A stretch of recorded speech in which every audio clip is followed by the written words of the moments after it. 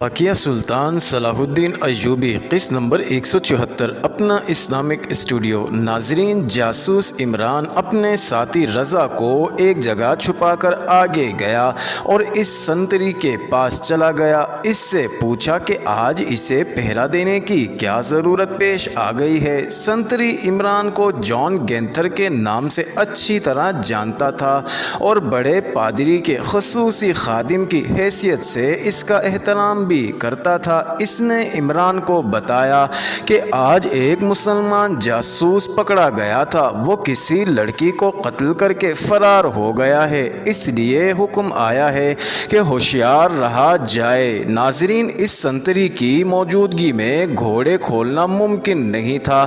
عمران نے اسے باتوں میں لگا لیا اور پیچھے ہو کر اس کی گردن بازو کے گھیرے میں لے لی۔ سنتری کا دم گھٹنے لگا۔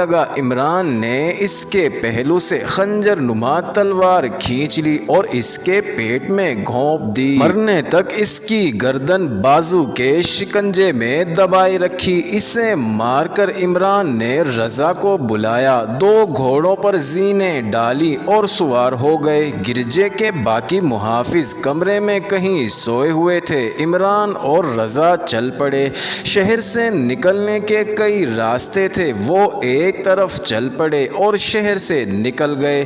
اچانک وہ گھیرے میں آ گئے اور انہیں للکارا گیا۔ ہم شہری ہیں دوستو، عمران نے کہا، ہم بھی تمہاری طرح ڈیوٹی دے رہے ہیں۔ ناظرین، 3-4 مشعلیں جل اٹھیں جن کی روشنی میں انہوں نے دیکھا کہ وہاں گھڑ سواروں کا ایک دستہ تھا جو ادھر ادھر پھیلا ہوا تھا۔ تب انہیں احساس ہوا کہ شہر کی ناکہ بندی ہو چکی ہے۔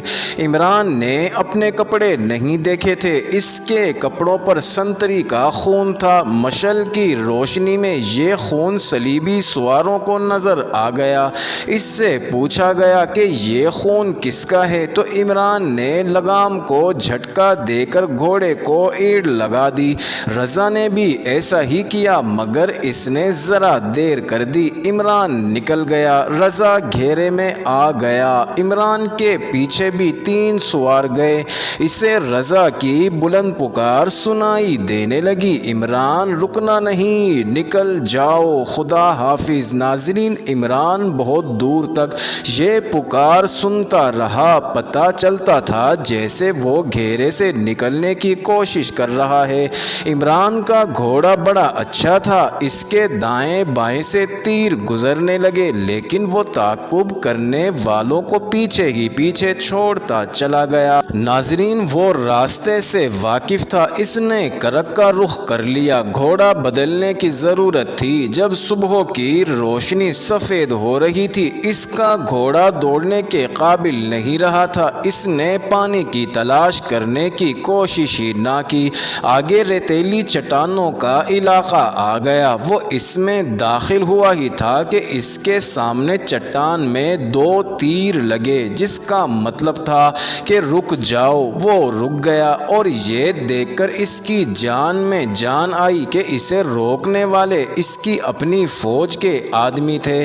اسے اپنے کمانڈر کے پاس لے گئے۔ کمانڈر نے اس کی بات سن کر اسے تازہ دم گھوڑا دیا اور 2 سپاہی اس کے ساتھ کر کے اسے کرک کے راستے پر ڈال دیا۔ اس نے خود ہی کہا تھا کہ وہ نور الدین زنگی سے مل کر قاہرہ جائے گا۔ ایک راہ سے جو خبر لایا تھا وہ زنگی تک بھی پہنچنی چاہیے تھی۔ ناظرین، عمران بالآخر کرک کے قلعے میں پہنچ ہی گیا۔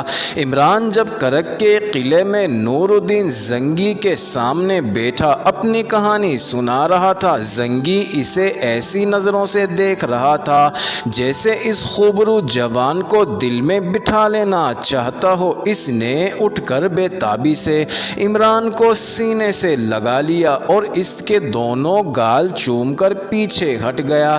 اس نے اپنی تلوار نیام سے نکالی اور پھر نیام میں ڈال کر نیام کو چوما۔ اسے دونوں ہاتھ پر رکھ کر عمران سے کہا، اس وقت جب صلیب ایک خوفناک گدھ کی طرح چاند ستارے پر منڈلا رہی ہے، ایک مسلمان اپنے مسلمان بھائی کو تلوار سے بڑھ کر اور کوئی تحفہ نہیں دے سکتا۔ تم بغداد میں کہو، دمشق میں کہو، کہیں بھی کہو، میں تمہیں ایک محل دے سکتا ہوں۔ تم نے جو کارنامہ کر دکھایا ہے اس کے صلے میں تم دولت کے انبار کے حقدار ہو، لیکن میرے عزیز دوست، میں تمہارے لیے محل کھڑا نہیں کروں گا، تمہیں دولت کی شکل میں صلہ نہیں دوں گا، کیونکہ یہی وہ چیزیں ہیں جنہوں نے مسلمانوں کو اندھا اور اپاہج کر دیا ہے۔ یہ قبول کرو میری تلوار، اور یاد رکھو اس تلوار نے بڑے جابر صلیبیوں کا خون پیا ہے، اس تلوار نے ہزاروں صلیبیوں کی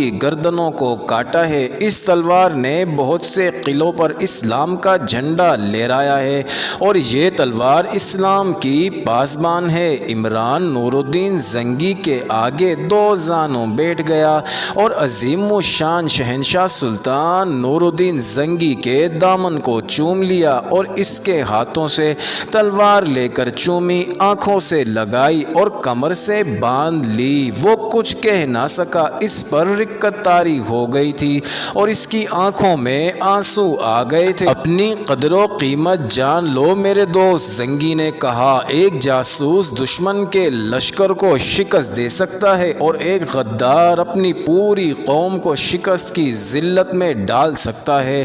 تم نے دشمن کو شکست دے دی ہے، تم جو خبر لائے ہو یہ دشمن کی شکست کی خبر ہے۔